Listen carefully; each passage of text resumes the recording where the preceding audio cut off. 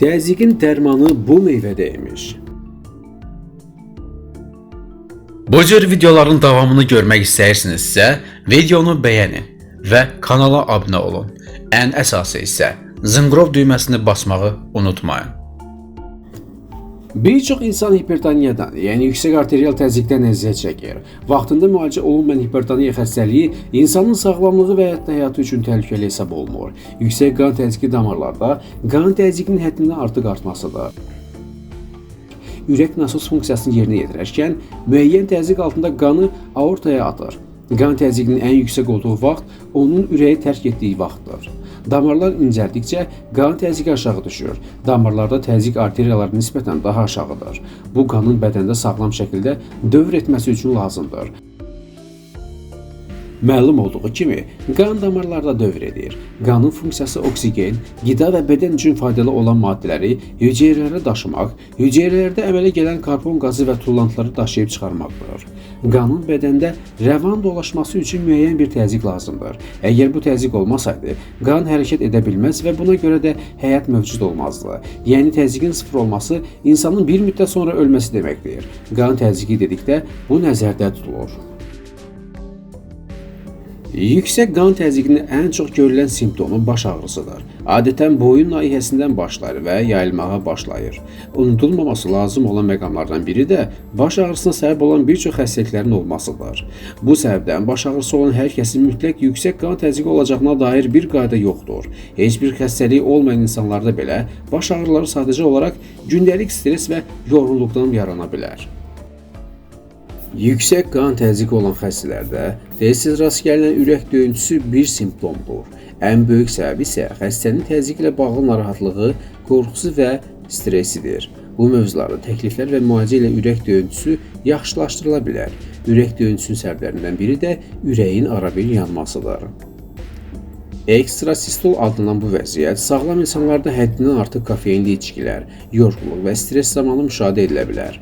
Unudulmamalıdır ki, ekstrasistollar, yəni ürəkdə hiss olunan yanlış atışlar başqa bir ciddi xəstəliyin əlaməti ola bilər və mütləq müayinə olunmalıdır. Yüksək qan təzyiqi olan xəstələrdə ürək divarlarında qalınlaşma varsa, səhvlər və ya ekstrasistollar daha çox olur. İnsanlar yüksək qan təzyiqi zamanı daha çox həblərdən istifadəyə üst tuturlar. Amma unutmayın ki, bir qutu dərman içməklə siz bu xəstəliyi müalicə etmiş sayılmırsınız.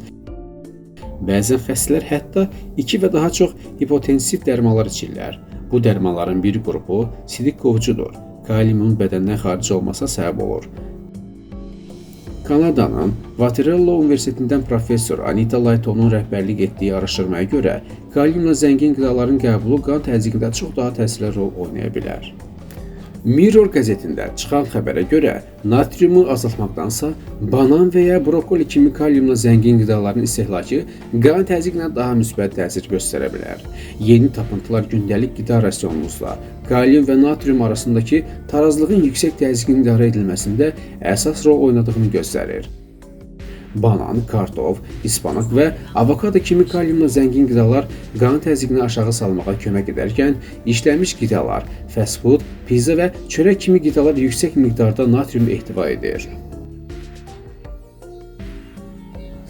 Kalium qəbulunun artırılması orqanizmdən artıq natriumu aradan qaldırmağa kömək edir. Bu, qan təzyiqinin tarazlaşdırılmasında mühüm bir addım olaraq görülür. Digər tərəfdən, əlbəttə, araşdırmanın nəticələri banan və avokado kimi kaliumla zəngin qidaların qan təzyiqi üçün faydalarını ortaya çıxarsa da, yenə də duz qəbulunun azaltılması yüksək qan təzyiqi ilə mübarizənin ən təsirli yollarından biridir. Dəyərli izləyicilər, bir videonu hazırlamaq üçün məlumatlar toplamaq, videoya çəkmək və izləyicilərə daha dəqiq çatdırmaq üçün nə qədər məsuliyyət və zəhmət tələb edir. Sizlərdən də bizim kanal heyətimizin zəhmətini qiymətləndirərək, paylaşdığımız videoları bəyənərək, bəyənmə düyməsini basmağı bizdən əsirgəməyin.